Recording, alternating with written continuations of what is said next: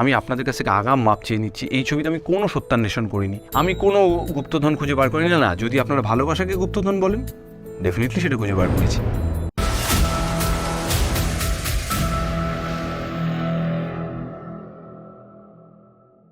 আমার মনে হয় এমনি বাঙালি প্রেমে থাকে, প্রেমে বাঁচে। ফুল্লোড়ার এই জার্নিটা কখনো তার মিস্টার ফাটাফাটিকে ছাড়া সম্ভবই হতো না, মিস ফাটাফাটির জার্নিটা। এই ছবিতে আমার চরিত্রের নাম বাচস্পতি।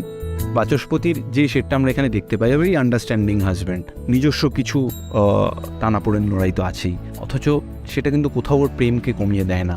যেটা আয়না তোমায় বলতে পারছে না, সেটা অনেক সময় মানুষের ভালোবাসার চোখ বলে দেয়। তো সেটা খানিকটা বাচস্পতি আর ফুল্লোড়ার প্রেমের গল্প। স্বতঃস্ফূর্তভাবে ভালোবাসা বউকে, তো এরকম একটা চরিত্র, এখানে রহস্যের খুব একটা স্থান নেই, সেরকম চরিত্র অনেকদিন পরে করতে পেরে আমার তো ডেফিনেটলি ভালো লেগেছে। বউকে ভীষণ ভালোবাসে, সবসময় চাই যে স্ত্রীর যে স্বপ্ন আছে এই স্বপ্নগুলো তার স্ত্রীর পূরণ হোক। তুই কি মোটা হয়ে গেছিস? বাবা এইরকম চেহারায় তোকে কে বিয়ে করবে বলতো? বিউটি স্ট্যান্ডার্ডস তো সমাজ আমাদের ভেতরে প্রথিত করে দেয় আমাদের অজান্তেই। যখন আমরা দেখা যায় কোনো পরী আসছে আকাশ থেকে, তাকে ভীষণই ফর্সা এবং খুবই রোগা এবং লম্বা চুল, দেখতে ভালোর পার্সপেক্টিভও থাকে।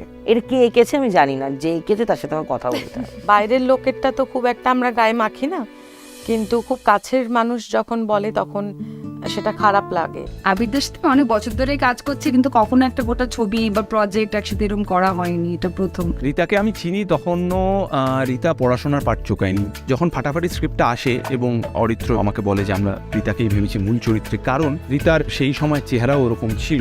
রীতাভরিকে লাস্ট দেখেছি ব্রহ্মার প্রমোশনের সময়, তারপরেই ওকে দেখেই আমার মনে হলো এই তো আমার ফুল্লোড়া। এটা কিন্তু একজন নায়িকার কাছে মারা।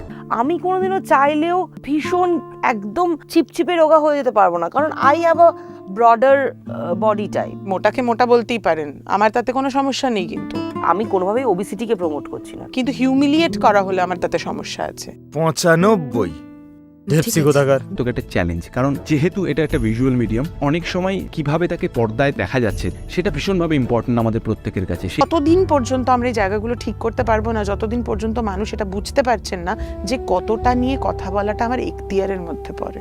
ইনার বিউটিটা ইজ মোর ইম্পর্টেন্ট। বাবা এইরকম চেহারায় তোকে কে বিয়ে করবে বলতো?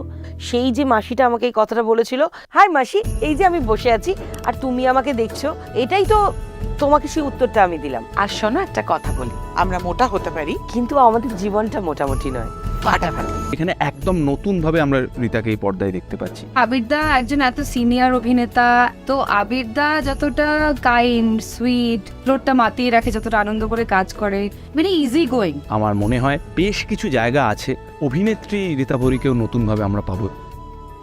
Abhirda is such a sane, sweet, sorted man. It was wonderful working with him.